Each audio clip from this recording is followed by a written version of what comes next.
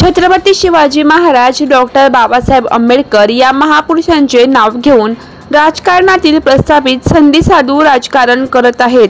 समाजात द्वेष भावना पसरवित असल्याचा आरोप वंचित बहुजन आघाडीचे जळगाव लोकसभा मतदारसंघाचे उमेदवार प्रफुल्ल लोढा यांनी पत्रकार परिषदेत केला. त्यांनी शरदचंद्र पवार यांच्यावरही टीका केली. प्रकाश आंबेडकरांनी आपल्यावर विश्वास दाखवला आहे. जळगाव लोकसभेची उमेदवारी आपल्याला दिली आहे. नेमका काय पुढचा आता अजेंडा तुमचा असणार आहे?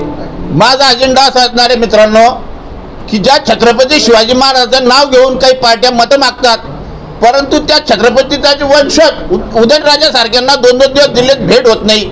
त्यांना तिकिटासाठी आता प्रत्येक वेळी असं करपवलं जात आहे. तर हे जे फक्त शिवाजी महाराज, बाबासाहेब आंबेडकर, हिंदू मुस्लिम म्हणजे हा सर्व जो वाद निर्माण करून ही जी काही लोकांची प्रस्थापितांची जी मक्तेदारी झाली आहे, जी हुकुमशाही झाली आहे, ही मोडण्यासाठी माझी उमेदवारी आहे. तुम्ही राष्ट्रवादीच्या पण संपर्कात होता, पण शरद पवारांनी तुम्हाला काही साथ दिली नाही असं तुम्ही बोलताना म्हटले. मी राष्ट्रवादीच्या संपर्कात नव्हतो, मी राष्ट्रवादीमध्ये होतो, परंतु आता तिकीट मागण्यासाठी मी जाणून बुजून गेलो होतो की तुम्ही माझ्यावर अन्याय केला आहे, तर रावेर लोकसभेची उमेदवारी जर तुम्हाला निवडून आणायचं मला द्या.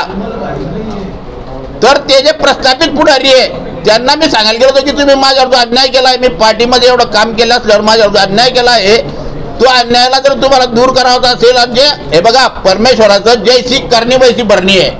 मी राष्ट्रवादीत असताना राष्ट्रवादीच्या नेत्यांनी हे जाहीर केलं होतं की प्रफुल्ल लोढा आमच्या पार्टीचे सभासद नाही. आज परमेश्वराने असा टाईम आणला की शरद पवारच या त्या पार्टीचे सभासद नाही. तर या जगामध्ये, या धरतीमध्ये परमेश्वराजवळ कोणत्याही सभासद असो, अल्लाह असो, भगवान असो, जे कोणी परमेश्वर पृथ्वीवर आहे, तर हे सत्याचा विजय होत असतो, अन्यायाला वाचा पडत असते.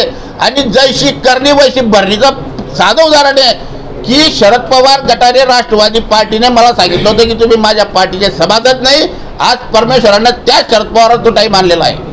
मातंबर नेते आपल्या अपोजिटला आहे, म्हणजे सत्तेमध्ये आहे. गौरव पाटील, गिरीश महाजन, हरिदास पाटील आहे. अशा पद्धतीने आपली लढत असते. मातंबर, मी तेच सांगतोय, मातंबराविरुद्ध हे अल्पसंख्याक समाजाची लढाई आहे. मातंबर विरुद्ध जे प्रस्थापित पुढारी आहेत त्यांच्या विरुद्ध हे गोरगरीब जनतेची लढाई आहे मित्रांनो. 3 मंत्री असणार आहे, त्यानंतर एकनाथ खडसे पण भाजपमध्ये कमिंग बॅक करणार आहे. एक मोठं आव्हान आपल्या समोर असणार आहे.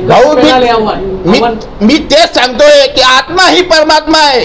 जर माझी आत्मा जिवंत आहे, अशीच मी आपल्या जळगाव जिल्ह्यातल्या प्रत्येक मतदाराला माझं आव्हान आहे की तुमची आत्मा जागृत करा. कोण मंत्री, कोण संत्री, कोणीच नाही. हे जे मतदार आहे हे सर्वश्रेष्ठ आहे आणि ह्या मतदारांच्या हातात जी पॉवर आहे ती सत्ता बसवण्याची ताकद आहे. तर मला 100% गॅरंटी आहे, जळगाव लोकसभेत उमेदवारीतून विजयी उमेदवार हा प्रफुल्ल लोढा वंचित बहुजन आघाडीचाच राहील, हे आपण लक्षात ठेवावं. भाजप मोठा नेता आहे, भाजप हा मोठा पक्ष आहे, मोठे नेते या ठिकाणी आहेत, त्यांचे आमदार देखील मोठा. या जगामध्ये आपण मतदार सर्वात मोठा आहे.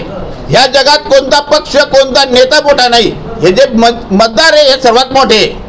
तर हे जळगाव जिल्ह्याचे मतदार ठरवतील की या जिल्ह्यात मोठा नेता कोण आहे. नेता नाही, परंतु या जनतेचा सहकारी कोण आहे, जनतेचं काम करणारा कोण आहे, ही जनता जळगाव जिल्ह्यात ठरवेल.